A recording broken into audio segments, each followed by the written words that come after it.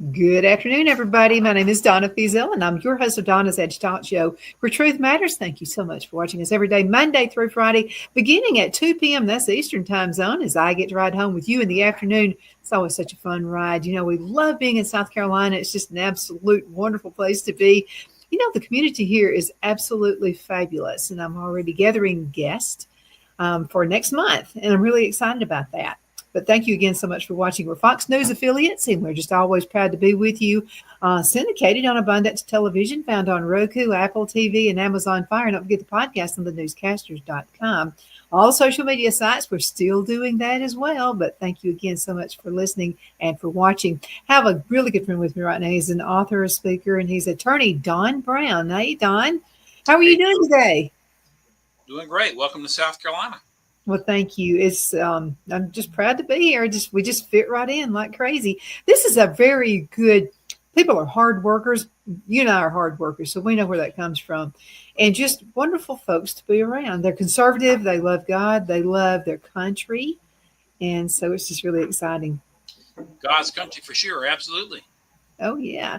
Wow. President Trump is just wow. I knew it was going to be fast. I knew he was going to get right on it. Because he's a businessman, right? Like we are. And so just jumping all over it. Absolutely. We've never seen anybody come out the gate like this. It's a historic start. And no, they used to talk about the first 100 days.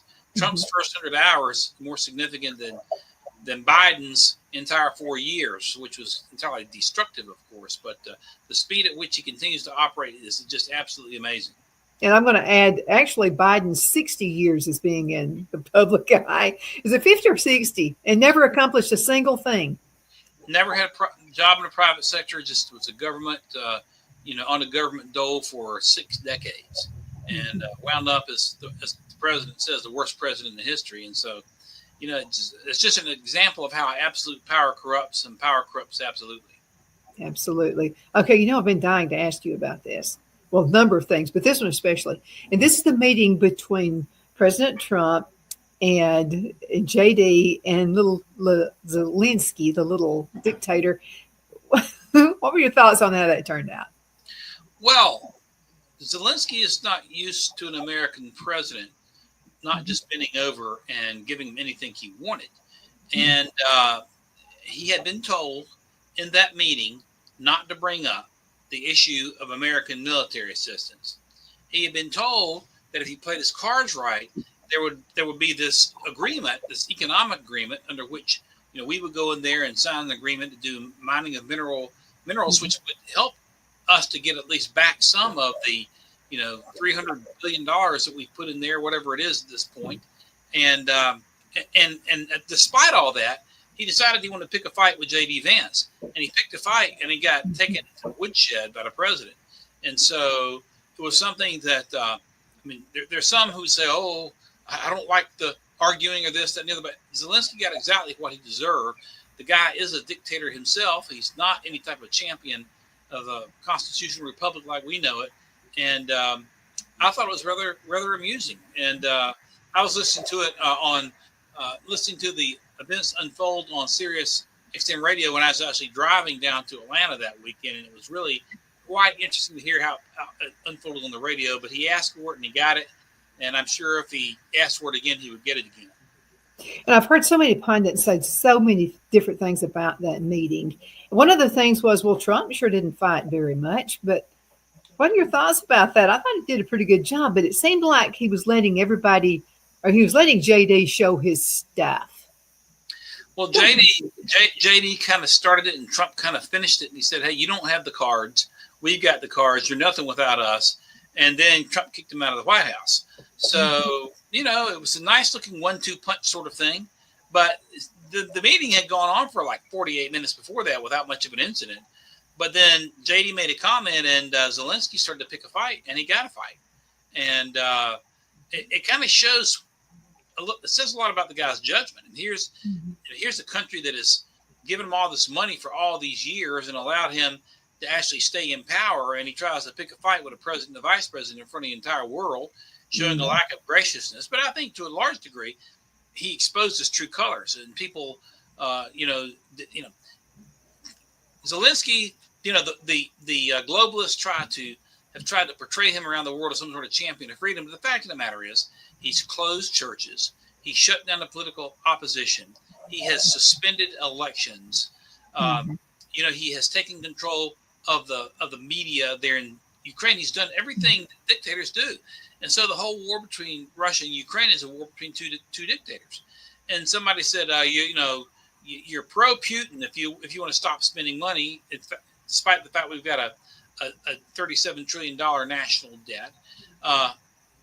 But you can be anti both at the same time. If I'm watching the Pittsburgh Penguins and Montreal Alouettes, or the Montreal, Canadiens, or whoever those hockey teams are, I don't have to pull for either one of them. I don't have to give money to either one of them. If I don't give money, to one team, doesn't mean I'm pulling for the other team.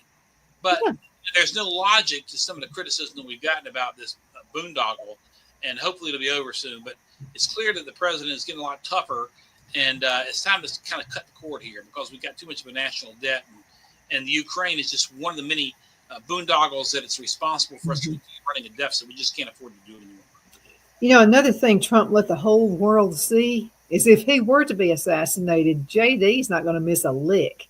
He's tough. He's been one of the biggest surprises of last year's election, and in a good way. Let me just say in a good way. Donna, you and I have talked over the years about who's going to be on the ticket for the Democrats or Republicans, either in the first spot or the second spot. And we talked about Tim Scott. We talked about Kristi Noem. We talked about a number of possibilities. We pointed out Trump could not pick somebody in Florida because of the 12th Amendment, but a lot of people were wondering about Byron Donalds or Ron DeSantis. That was never going to happen. Some thought maybe Doug Burgum, the governor of North Dakota, pretty safe pick. But this guy, J.D. Vance, has been like a superstar, and he's shown his chops on multiple occasions.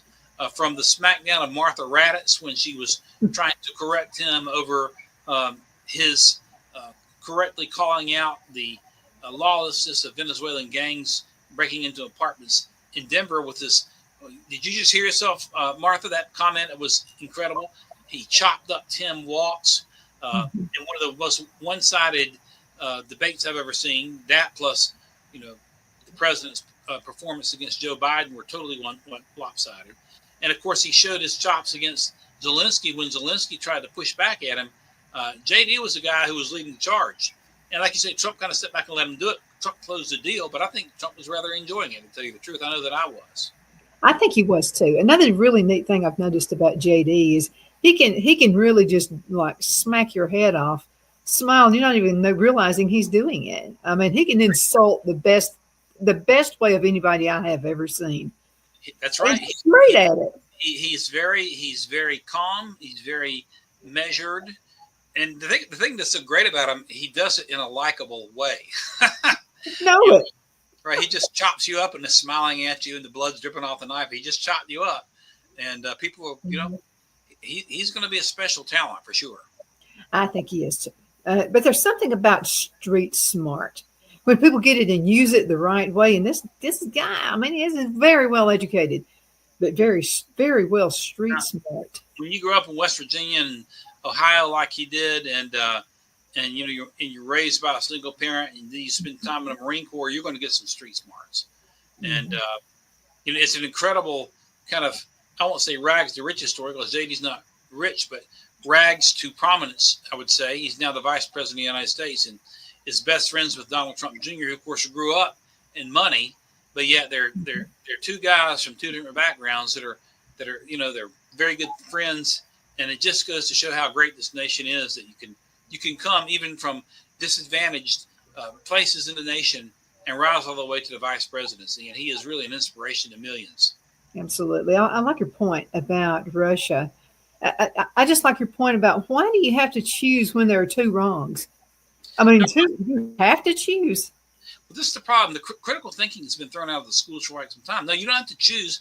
If you say, I'm not going to give money to one bad actor, that means all of a sudden you're in favor of the other bad actor. I'm not in favor of either one of them. And it's not my fight. And I can't afford to get in the fight, if it were my fight.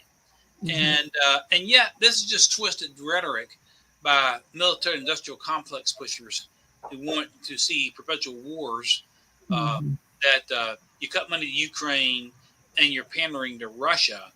Well, I mean, you're not pandering to anybody. You're just staying out of a regional war that the United States has no business being involved in, and that we can't afford, even if we had business being there. The whole thing reminds me of two friends of mine who got a divorce, and they both wanted you to choose sides, and I just wouldn't do it. I said, I love both of you. I'm not going to choose sides. You're very wise. You don't have to. You don't have to do that. But there's just something about that. What I tend to go against whatever the radical left wants. Movie stars, politicians, whatever. If they're hooraying somebody, I have to sit back and wonder why. That's a good philosophy. And maybe I wish more of them would follow Rosie O'Donnell's footsteps, frankly. Off to Ireland she goes. Trump has the Irish prime minister in. He says, Rosie O'Donnell, who's there with you now? No, he said, well, you're better off not knowing her. Wish more of them will follow her, but I don't think we could get so lucky. Well, it's just a matter of really ethics. And then, we've been waiting on Cher to go to Jupiter for how many years now? That's what she was going to do the first time around, and it just didn't happen. But really, do those people think we really care? I don't care where they go. Whatever. Make an announcement and just go. They talk a big game, and you look at that little blonde girl who's what's her name? Whose boyfriend plays for Kansas City. She's Taylor Swift, I think her name is, and she's all against Trump and all for Biden. And they show up at the Super Bowl, and Trump gets a standing ovation with millions cheering him around the world, and 100,000 there at the stadium. She gets booed. So they have a sense of imagined self-importance that goes far beyond anything they really have in terms of influence out of the public. Oh, she was so elated that she would be booed. Yeah, right. I mean, just like she was royalty, and but anyway, there's something strange about that chick anyway. So, how do you think the war is going to fare out? Is anybody going to give in? Well, I mean, it's hard to say. This is not something that's new, and it is not something that I believe the United States should be overly concerned about. Ukraine is not a member of NATO. They are historically in the Soviet or Russian orbit. Matter of fact, the Russian nation was born out of Ukraine. As they move, one of the reasons the Russian alphabet and the Russian language is similar to Greek, for example, Alexander is the most popular men's name in Greece, and then also in Russia, they call him Sasha or Catherine or Katerina, is because Greek missionaries, evangelized that whole area, and they moved into Ukraine first, and then into the area just to the west of the Ural Mountains, where Moscow is, and other areas. And so it's a backyard brawl. So NATO is not. We're not going to extend membership to NATO. It is not worth the United States getting involved in a shooting war. The Russians have nukes, and so do we. Neither one of us need to use them. So it's really, really hard to say. Trump has talked to Putin. So far, there have been talks about a ceasefire. It hasn't happened yet. I think we just got to watch it and see. But at the same time, though, we got to start. We can't afford to keep throwing money away at it. Well, you pretty much have an inside thought. And I want to thank you for your service, because you're military. And again, thank you for everything you do, but especially that. But what are your fellow comrades saying about it? Do they think we should be involved in that? Well, they're usually the opinions that I get, even among Republicans, are diametrically opposed. So some will say, "Oh, we got to stop the Russian bear," and I understand, because I was in the military during the Cold War, when there was a thing called the Soviet Union, of which Ukraine was a part of, by the way, the Soviet Union. There's no Soviet Union anymore. Russia has a population about half the size of the United States. And since the fall of the Soviet Union, it has not been nearly as aggressive internationally as it was before. Before the fall of the Soviet Union, the Soviets were in Southeast Asia. They were in, of course, Cuba. They were in Venezuela and South America. They were everywhere. And now they're in Ukraine, and there have been some philanderings in Syria, but it isn't like that it was. And our problem now is not Russia, but it's communist China. That's not to diminish that Russia, that Putin is not a bad guy. He is, but it is communist China, or the Chi-Coms as we call them, that have the global ambitions and aspirations. I wrote a book, Donna, in 2012. I should have brought it for show and tell, but it's called Fire the Raging Dragon. It's published by Zondervan. It's a Christian geopolitical thriller about a Chinese president who rises up and wants to turn China into an economic and military superpower. And now we have him in power in Peking, President Xi. They have added 3 new aircraft carriers to their fleet in the last 15 years. You and I would not even know that they had taken control of the ports in the Panama Canal unless Trump had pointed it out. And Marco Rubio followed up with that. One of the reasons Trump is trying to grab Iceland, or whatever, not Iceland, but Greenland, whatever happens there, is because the Chinese are trying to have an influence in the Arctic. It's the Chinese that we have to have our eyes on, more so than the Russians. You can't fight a war on 2 fronts, but my friends, a lot of them believe we're still fighting the Cold War and the Soviet Union has fallen. And again, Ukraine was part of the Soviet Union, along with the Baltic states, Latvia, Lithuania, Estonia, Georgia. You can just go all the way around Azerbaijan. You can go all the way around the perimeter of Russia where those states were, and they were part of the USSR. So, yes, there are some who think we're still fighting the Soviets in the Cold War. I argue to them, I don't believe that Putin is stupid enough to attack a NATO country. Even if it took Ukraine, he's not stupid enough to attack a NATO country. He's not been able to take Ukraine even. And Putin knows that right now, as things sit, that American military power and NATO military power would overpower him in a conventional war. He hasn't been able to take Ukraine in 4 years, and a lot of that's because we've thrown money at Ukraine, but he's still not been able to take it. We haven't even thrown our best military equipment. I don't believe that I don't believe the domino step theory. I don't think this is like Hitler did with Poland, and then moving all the way into France and moving everywhere like he did in 1939. I don't see that. What I do see, and I could be wrong, but in my judgment, China is who you got to watch for. And you can't spend. We spent so much money and sent so many bullets to Ukraine at one point during the Biden administration that we didn't even have bullets for our own army. And again, here's the thing: $37 trillion national debt. The Democrats say, rich should pay their fair share, make the rich pay, tax the rich, blah blah blah blah blah. Listen, Donna, we cannot tax our way out of this debt. I read some statistics the other day that if you took every billionaire in the United States, from Elon Musk to take your pick, George Soros or whoever it might be, and confiscated all of their wealth, all the wealth of every billionaire, Paul Allen, whoever it might be, that you would and that is illegal. I'm not talking about taxing them, but confiscating everything they got, and apply that to the debt. You have about $5 trillion. So you go from 37 to 32 trillion. So you made just a dent in the national debt if you take everything from the billionaires. Then on top of that, if you were to apply a 100% tax rate to corporations, the Democrat says the corporations should pay their fair. If you applied a 100% tax rate, in other words, taxed everything they made, which of course would kill the economy, you probably knock another $3 trillion off the debt. So you steal everything to billionaires, tax other corporations. You might reduce the national debt from 37 to 31 trillion. We cannot tax our way out of it. We have to cut, and that involves cutting spending to Ukraine and cutting very drastically everywhere else. Absolutely. And let's talk a little bit more about that. However, we have the absolute most wonderful folks who watch the show. And it's because I have great guests like you. And so I had a question asked. By the way, send all of your questions to Donna at donnasedge.com. So I wanted to save this one for you. And this is from Randy, Rendi. I'm assuming that was a female.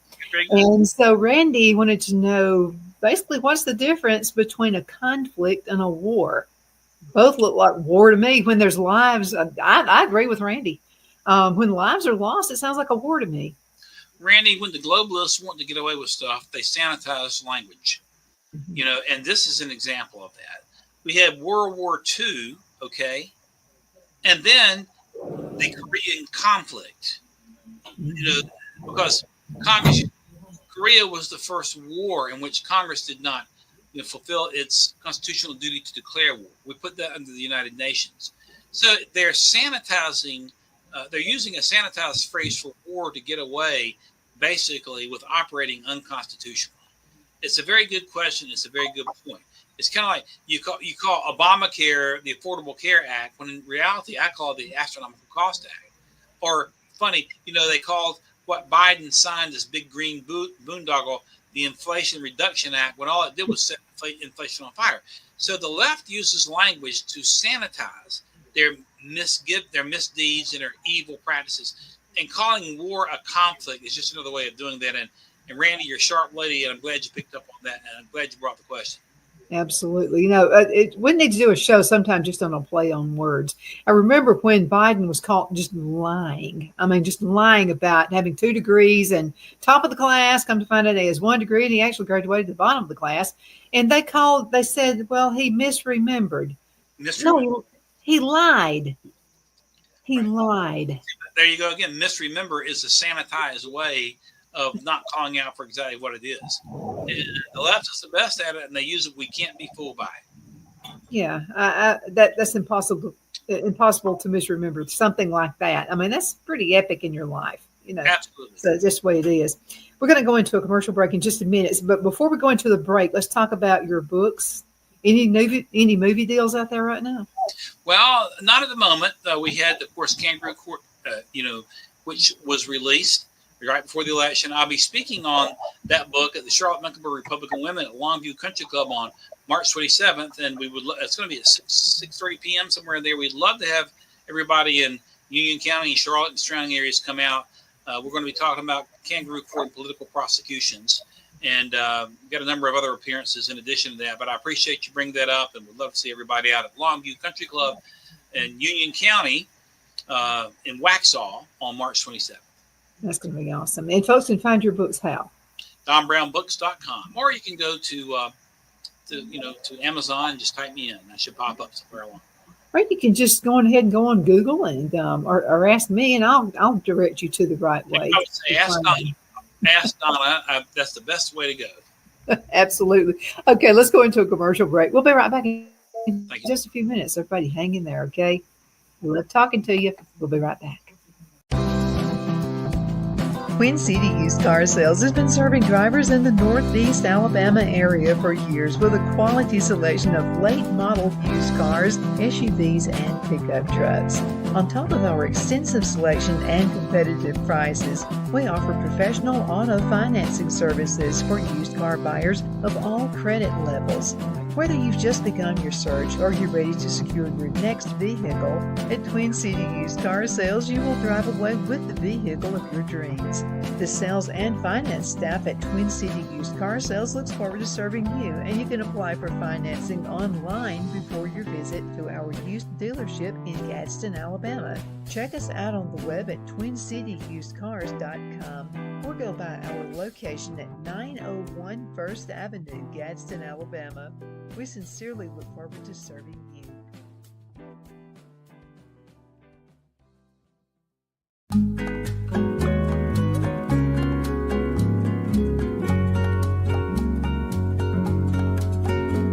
At Lamone's Mexican Restaurant, located in Henniger, Alabama, and voted Best Mexican Restaurant of DeKalb County, Alabama 2020, we're here to serve you with authentic Mexican cuisine. Order easily online by going to lamonsmex.com or call 256-657-3999 to place your order.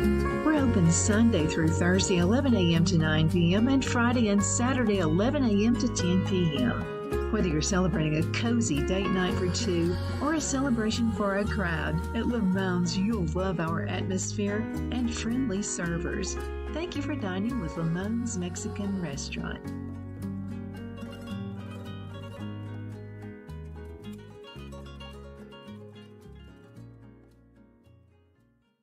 At Liberty Bank, we're all about community, whether it's to help with a charity fundraiser or help families in need. Toys at Christmas or a local football team, we're here for you. You see, we realize the importance of family. Sometimes it's to build a new home or necessary home repairs. We're here for you. If you like the feel of a small town bank with all the conveniences of a big city bank, we're here to serve you. You will find us at any of our convenient locations in DeKalb, Marshall, Etowah, and Blount counties in North Alabama.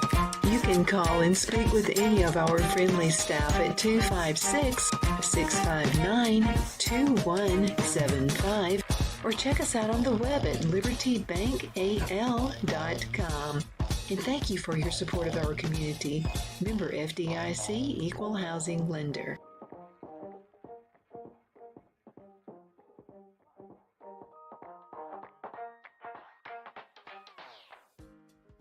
I'm excited to announce our Christmas extravaganza is finally here.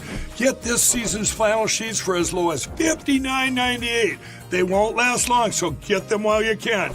Our famous My Slippers, they haven't been on sale for over a year. Regularly $119.98, now only $59.98. Our 6-piece towel sets are back in stock with extremely limited quantities, only $29.98. With hundreds of MyPillow products, there's something for everyone on your Christmas list. Bathrobes, duvets, quilts, down comforters, and so much more. So go to MyPillow.com or call the number on your screen. Use your promo code to save on all MyPillow products. For example, flannel sheets for as low as $59.98. Or our 6-piece towel sets, just $29.98. But that's not all. I'm extending our 60-day money-back guarantee until March 1st of 2025. Plus, all orders over $75 or more ship absolutely free. The only place I buy my beef is Lone Tree Ranch in Collinsville, Alabama. Their cattle is born and raised on their ranch, grass and grain-fed, and you can feel confident when you serve your family and friends because their beef is all natural and no antibiotics or hormones are added. You can buy whole beef or perhaps go in with family or friends and buy half. Their customer service is number one as they take care of the delivery to their local processor and can deliver to your home for a small added fee. They also offer herd replacement heifers. I always call Lone Tree Ranch in Collinsville, Alabama for my beef specialty recipes and cookouts, and you can too. Food shortages are increasing, so buy local by calling 256-523-6462. That's 256-523-6462.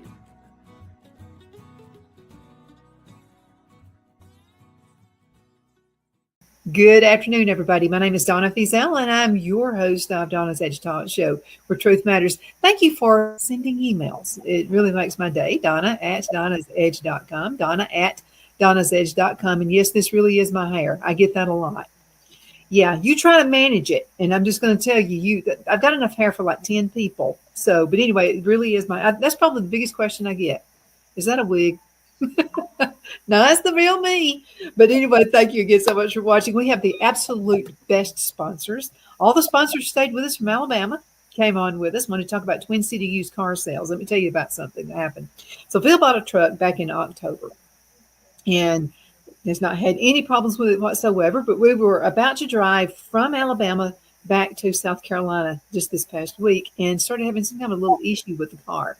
So I talked with Bobby, and Bobby said, bring it down. We'll put him in another truck. We're going to get this thing fixed. That's the kind of guy you want to do business with. You don't want to buy a used car from anybody but him. I don't care where you live. It's worth the drive. BobbyLedbetter.com, BobbyLedbetter.com. Make sure you check him out. And all of our wonderful sponsors, including MyPillow. And by the way, if you want to buy something from MyPillow.com, if you'll use promo code Donna, you'll receive extra special savings. They're running some really good deals right now as well. I have my friend Don Brown with me right now. Don, are there any announcements or anything you're going to make or do we have to wait? We'd have to wait. We have filed to run for the U.S. Senate, Donna, with the FEC. But our campaign is for North Carolina with the primary would be a year away in March. So we're about a year out. But we're in the process of putting our campaign together on the ground. We got a long way to go. And so your prayers are appreciated. And hopefully we're going to turn this Senate seat back over to a constitutional conservative and make sure it stays there for a while. Yeah, absolutely would. Any way I can help, all you got to do is say, Donna, let me know. Thank you. I'll be glad to do that, always. I like to recommend my friends, and especially when I know they're good folks. But we're talking about President Trump. Trump would love you. You'd be his guy. You absolutely would. So let's talk about his accomplishments. I mean, it's all these things that are happening right now. We're already seeing a reduction in gasoline prices going back and forth from Alabama to South Carolina has been great. It's been significant, really, Donna. I was commenting on that the other day, and as I've said all along, eggs jumped up because the Democrats killed the chickens.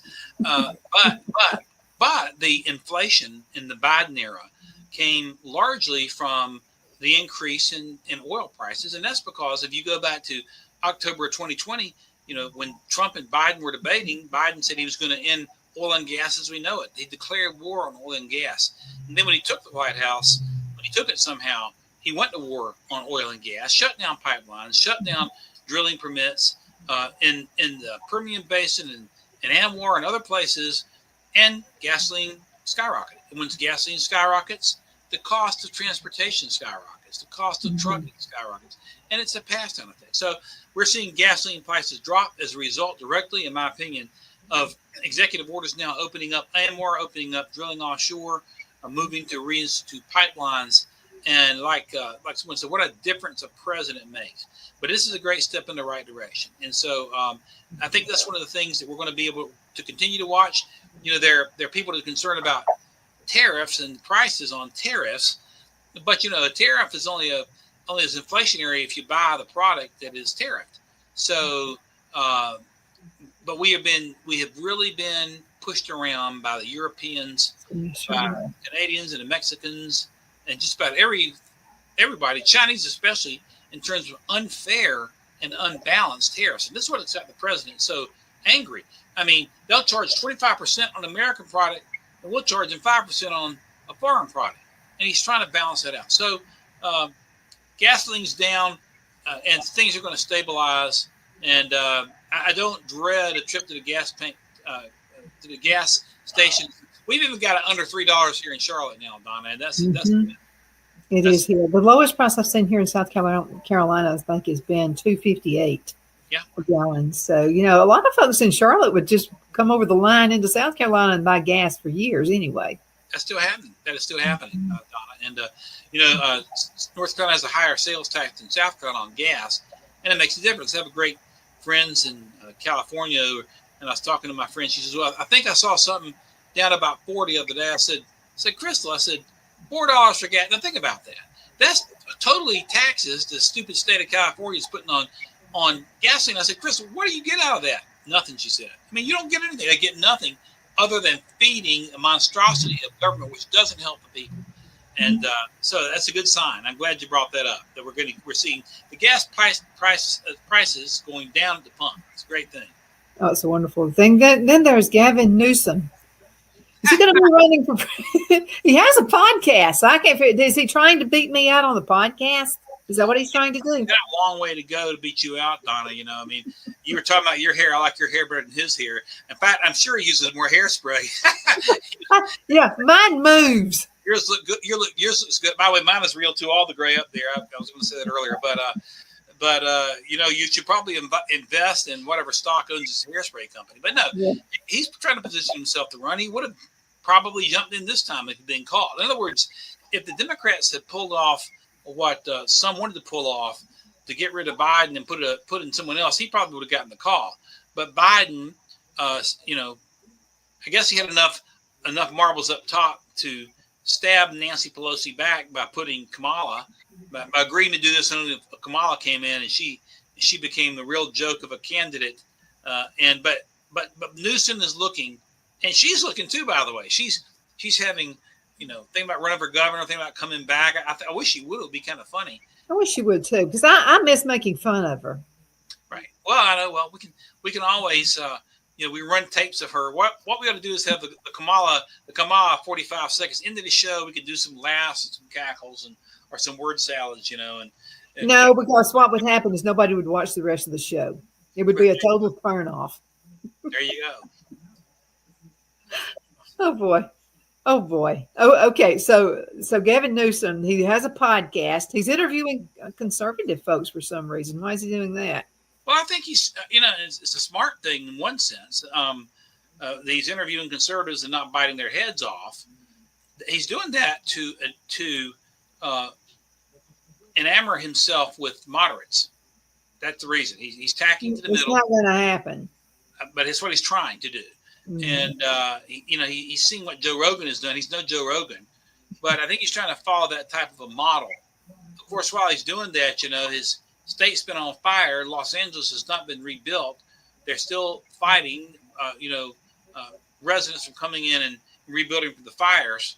They still have a water problem, but he's doing these podcasts. But he's positioning himself. He's a political animal, and I think you're going to see him all over it in 2028.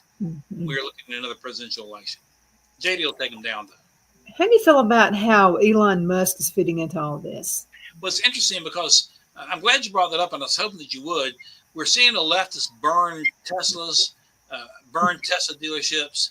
Even Scott Kelly, the former astronaut, now getting rid of his Tesla. While Elon sends his private spacecraft into space to dock at the International Space Station and bring those two astronauts home that have been there almost a year. They're supposed to be there a week.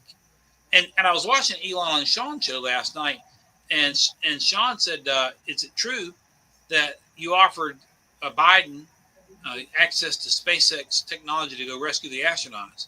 Elon said it was true, but Biden did not want to give Elon any credit because Elon was supporting Trump. That shows what the Democrats are like. They'll leave astronauts stranded in space for prolonged periods of time, which has bad effects on their health, when I've been told, rather than do anything at all that would seem to make the other side look good politically.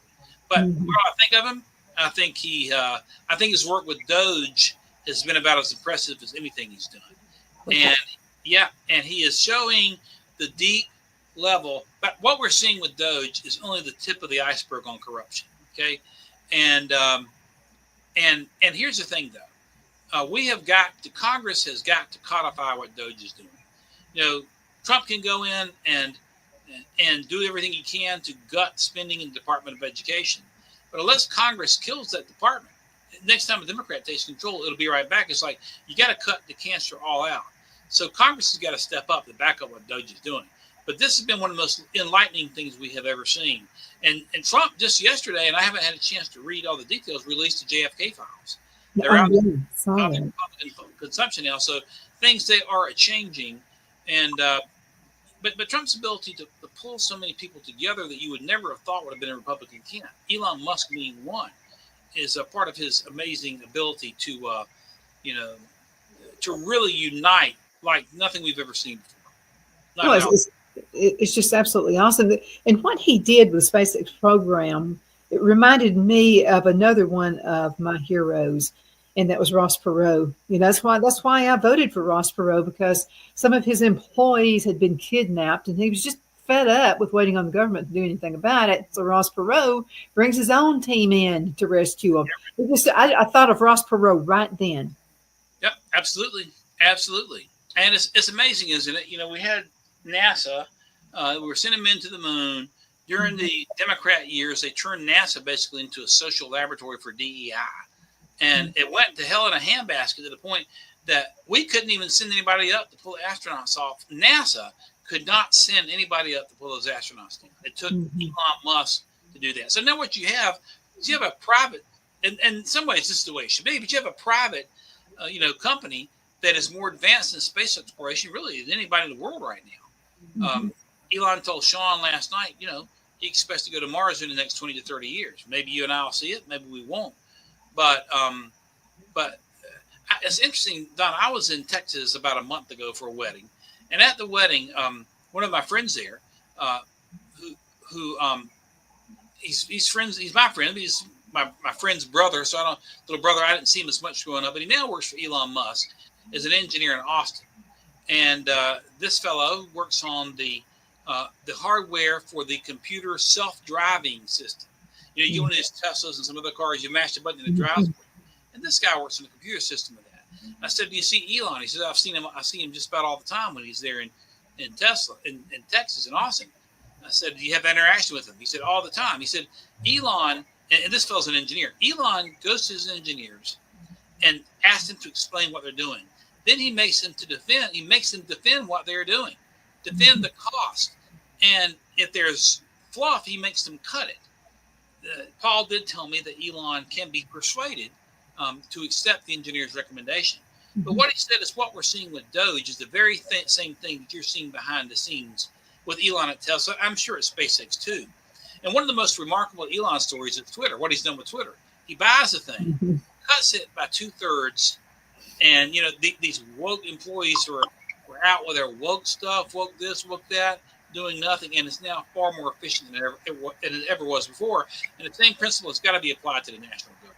So, no, you just, in any business, you cut the fat, you get rid of it. That's right. And then that way you're much more productive. I mean, that's what we know is everyday walking around gum chewing people. You cut it out. It's ridiculous to run it any other way. I'm still for fair tax, flat tax, any of that. To me, that would be the way to do it. Congress needs to do several things. We need boldly a Department of Education Elimination Act. It needs to be passed. We need a Deep State Reduction Act where we cut 2/3 of all non-military employees from the federal government and cut 2/3 of the agencies and apply all the difference to reducing the national debt. And we need an IRS Elimination Act under which the income tax is eliminated and replaced with a fair tax. The difference between a fair tax and a flat tax. A flat tax is, you would have one flat rate set for everybody without gradations in income. With a fair tax, and Governor Huckabee is in favor of this, you eliminate that tax altogether, and you have essentially a national sales program. It's interesting, Don. I was doing some reading on this today, so I'm glad you brought it up. Saudi Arabia has that. Did you know Saudi Arabia's got a fair tax? I did not know that. Saudi Arabia, Bahrain, and the United Arab Emirates. Saudi Arabia's had theirs since 2018. So if you're a Saudi citizen, neither you and I want to be that. There's zero income tax, and they're just doing fine with this fair tax program. So if I were going to, people talk about Council of States, it's a way to amend the Constitution. If I were going to amend the Constitution, there are two things I would change about it. I would repeal the 16th Amendment. That's the amendment that allows for an income tax. Okay. And I would repeal the 23rd Amendment, which allows for the District of Columbia to have electors in a national election. Everything else, love it to death. Love it anyway, but those I would do. But I do think we need a fair tax, and we can work it. Donna, I think maybe I mentioned when I was on before, but when you go back and if any of your viewers have not watched President Trump's interview with Elon Musk, you should do it. It's 3 hours. I watched it. Didn't watch it all in one trench, 30 minutes here, 30 minutes there. But the command of history, of engineering, of politics, of military affairs, of nuclear energy that the man had, it's amazing. But one of the things that Trump has got me thinking about that I never thought about before, because we've been brought up to be anti-tariff, we weren't being told that the U.S. was getting screwed over on tariffs. So we were just told that tariffs are bad, is that from the 1880s until the income tax, until the 13th Amendment was ratified in 1913, during the time when this nation exploded the most in the Industrial Revolution, during the time of the Rockefellers, the Carnegies, the Mellons, and you can go on and on, there was zero income tax, none. During the Spanish-American War, zero income tax, not one bit. And yet the nation exploded during the Industrial Revolution. And the other thing is, if you look at the first, when the reason we had the 16th Amendment, Donna, there was an income tax that was levied during the Civil War by the North to pay for the Union troops in the war. It was repealed in 1870. So it was in effect for a while. Then there was no income tax, and the Congress tried to pass another income tax. And in 1895, the Supreme Court said it was unconstitutional in a case called Pollock. And that's why the 16th Amendment came along, to make it constitutional. Well, when they passed the 16th Amendment, the very first tax revenue had a tax rate from 1% to 7%. The highest payer paid 7%, lowest payer. So that's what happens. You open the door and it turns into a monster. That's why it needs to be eradicated altogether. I think so too. You're teaching a lot of different things as well. First of all, you're keeping families together. A lot of folks like Captain Zanil, we've talked about this before. They got a divorce, they're still together, but they're doing this because of finances. Yeah, right. They can. And a lot of folks are doing that. I know a lot of folks who do. And so you're keeping families together. Doesn't matter how many kids you have, they're going to give you a rebate. And so that's going to, that helps too with your family members. And it's just a good thing all the way around. I can't think of a reason not to do it. Right. And Trump and Musk are both pro-family. We know that. Absolutely. And a fair tax is also going to encourage savings and investment. And you pay whatever you decide you want to. It's a consumption tax. You pay whatever you want to consume and buy, but every dime you earn and make, not one dime will go to the federal government. It's all yours. And that's the way it should be anyway. And so, therefore, what you pay in taxes becomes optional rather than mandatory. If I don't go out and buy the new Tesla or a new Ferrari, whatever it is, I don't pay a tax.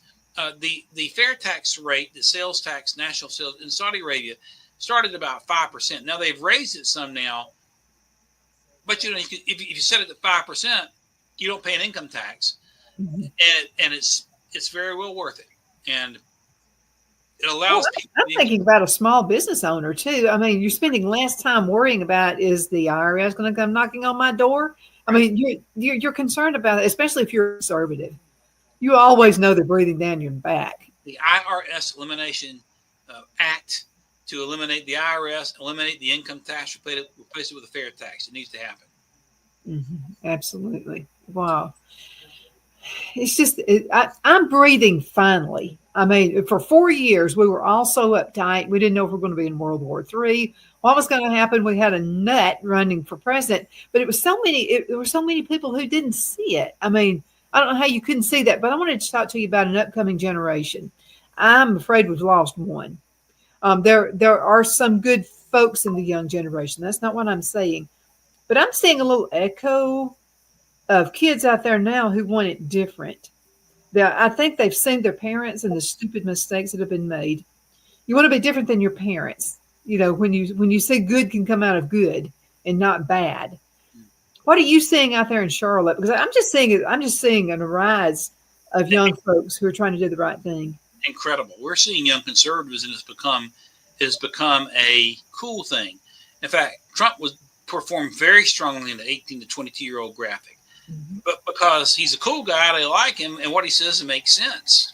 And conservatism makes sense. These professional political hacks listen to professional, pollsters and strategists. And they try to say things to tack to the middle, for example, for the sake of being elected.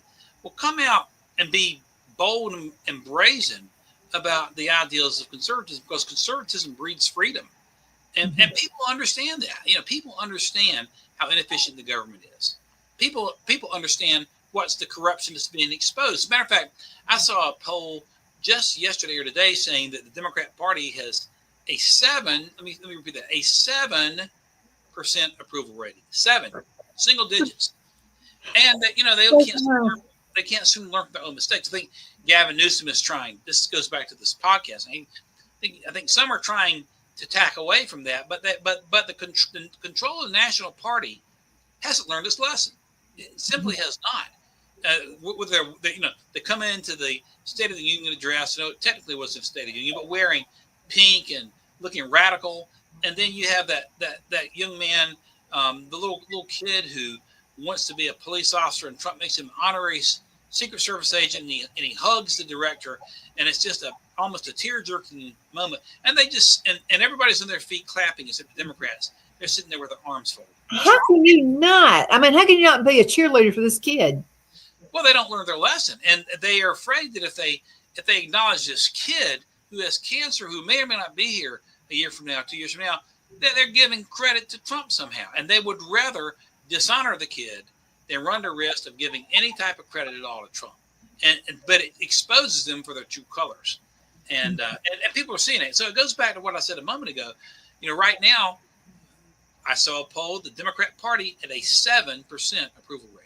Now, the good news, I suppose, for them is they've got nowhere to go but up. I mean, I guess they can go down a little bit more. They got more room to go up.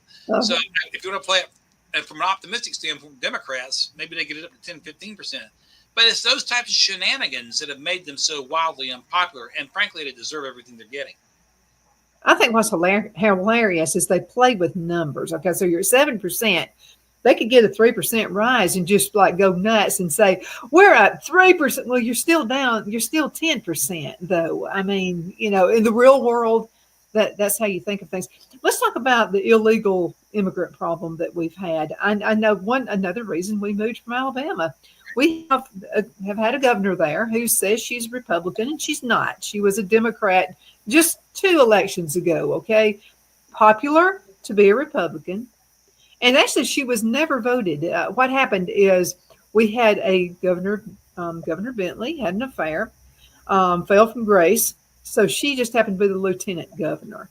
Mm-hmm. So that's how she has never really, she was not voted in the first time. She just happened to be given the just go for it. You're the governor now. But this woman has put so many things into place. She acts like she doesn't know anything about the number of illegals coming in. I would think if I've got it figured out, the governor of the state of Alabama should really know. Well, and you're right on Mark about Kay. Here's the thing about it. The good news is that Trump has shut the border, and with Holman in charge, being very aggressive at the border, despite the fact you've got this idiot left-wing judge Boasberg having the audacity to order the president to turn around a plane midair with criminals on it. But all that aside, the good news is that Trump has shut or is shutting the border. That's good news. The bad news is that the deportations need to go faster. And because they need to go faster, we still got these criminals in Alabama, in Charlotte, North Carolina, South Carolina. They're still there. And so you are feeling the effects of that already. Of course, this is the result of unconstitutional Democrat open borders policies, in which the Democrats have tried to destroy the country. Democrats and globalists, their policies are clearly designed to destroy the integrity and the strength of the United States. I gave a talk the other day, a couple of weeks ago, not on the illegal immigration problem. We all know about the illegal immigration problem. We've talked about it. More deaths in 1 year from fentanyl than 10 years from Vietnam, as an example. But we have also, Donna, a legal immigration problem too. We say, what do you mean by that? Well, there have been about 18 immigration and nationalization acts. And by the way, the whole immigration process is to be held by the Congress and the president. The courts have no role. This little left-wing judge that tried to turn this plane around, no role. But I don't want to get off on that. But in the Immigration Act of 1952 had it just about right, because that act, which was passed, it was about the 14th or 15th act that had been passed. It basically set a U.S. immigration policy to bring in immigrants who could help the nation. Okay, and so the classic example of that is we had German rocket scientists come over here, and they worked on the Apollo program, helped us put men on the moon, helped us get ahead in the space race, helped us get ahead of Russians. You bring in people according to the needs of the nation, and most of those folks from Europe. Well, then in 1964 and 65, the Democrats didn't like that. They said it was racist, so they passed an act in 65, which did 2 things. It suppressed the number of Europeans and elevated by 50,000 people a year the number of Africans and Asians. In other words, Muslim, Sharia, all the countries that were the subject of Trump's travel. So we're looking for people whose national bearings from other countries are not compatible with American constitutional law. So that was a problem. And in addition to that, you went from the needs of the nation to now block immigration, putting people in lottery systems, bringing them in for no rational reason for other than rolling a lottery and bringing people in who don't support the Constitution. And it's gone from there to worse. So not only must the borders be shut, in other words, not only do we have to get a hold of the illegal immigration problem, but we need legal immigration reform. By the way, the word immigration is nowhere in the Constitution. The word used in the Constitution is naturalization. The naturalization clause, which is a process of bringing someone in legally to become an American citizen. And so, but it's one of those things like democracy or separation of church and state or co-equal branches of government. None of these phrases are in the Constitution. People just make that up. But we've got to change the legal immigration system so we're more picky about who we're bringing in. And we're only bringing in people that are going to be committed to the U.S. Constitution and can serve the interests of the United States first and foremost. The other stuff you can look at, whether it's, I appreciate the need for asylum, but I will look for Christians who are persecuted first and go from there. But it's got to be on a needs of the nation basis, and that's where our legal immigration focus must be. Absolutely spot on. Let's talk about Kennedy. in his role in Trump's wonderful, wonderful world. I like him, but I was concerned because of his VP pick. I mean, you can't get much more liberal than she was, but I'm surprisingly liking him. Well, Bobby Kennedy, even before he picked Nicole Shanahan, and part of the issue was, the Democrats turned on him, and they turned on him big time. And then he tried to run as an independent, and she is wealthy, and by the way, I got to give her credit. She said, anybody that votes against Bobby, I'm going to primary you. I'm going to spend my millions and billions to primary you. But listen, we have had our disagreements on certain things with Bobby Kennedy, abortion being one, other things as well. But in terms of his knowledge of vaccination issues, mercury in vaxes and other issues as well, he's been spot on. I was driving to South Florida 3 or 4 years ago. It was still kind of in the middle of COVID, quote unquote. And so I bought his book, The Real Anthony Fauci, and listened to that. By the way, any of your listeners or viewers, I would recommend buy my books first, because I need the money with Bobby Kennedy. Buy yours first. By Kangaroo Court first, but The Real Anthony Fauci by Bobby Kennedy is a good read. It's a big book. It's 200,000 words, kind of like the Michener book, but it's documented. And Bobby Kennedy went through and talked about the dangers of remdesivir, which used in Africa experimentally and killed most of its patients who were Ebola and AIDS patients. As soon as they took it off the market in Africa, as soon as COVID comes, Fauci brings it on as part of the regimen for people going to the hospitals for COVID. Mm-hmm. And then beyond that, you got ventilators. Bobby Kennedy pointed that out. He pointed out what these hydroxychloroquine and ivermectin were being used in third world countries because, number one, ivermectin is an anti-malarial drug that's highly effective against all kinds of viruses, but the trademark expired, so you can't charge $5,000 for it or $25, whatever it costs the government to pay for. Well, it's about the money. So they go after it and they call it, a horse medicine. But that book by Bobby Kennedy, The Real Anthony Fauci, I believe it is Tony Lyons is the publisher, Skyhorse Publications in New York. I recommend reading that or listening to it. And he has a heart for people's health. And, I've been involved in vaccine litigation during COVID. I went after Savannah River Nuclear Plant because they were succumbing to Biden's mandate to either force your people to take a jab or be fired. So we sued and we took that case all the way to the Fourth Circuit Court of Appeals before Biden backed down. So I know personally the dangers of these vaccines, and I give Bobby Kennedy credit. He's in the perfect job for him, absolutely perfect job. And he's going to stay in that lane. His respect for the president has been tremendous. He's very much loved in the Trump world. But people wanted to love the Kennedy family, but other than Bobby Kennedy Jr., they've pretty much in the recent years made it impossible because they've become so radically left. And so it is what it is. Yep, it is what it is. Sometimes that's the way it goes. Thank you so much for being on the show with me, Don. It's always a pleasure. It's always an honor. How can folks find your books again? DonBrownBooks.com, Amazon.com. You can email me at don@donbrownbooks.com. And, excuse me, that's not right. DonBrownBooks@gmail.com. There you go. So you got me all discombobulated. But I love to hear from your listeners and your viewers, Donna, and appreciate you and Phil. And thanks for continuing to fight the good fight. Well, we appreciate you, and best of luck to you. I know you've got a lot of great things happening right now. And it's shining on you. I can tell. It really is shining on you. And thank you guys so much for watching. You make my day. Continue sending emails. Donna@donnasedge.com. That's Donna@donnasedge.com. Thank you so much for watching. You make my day. Thank you.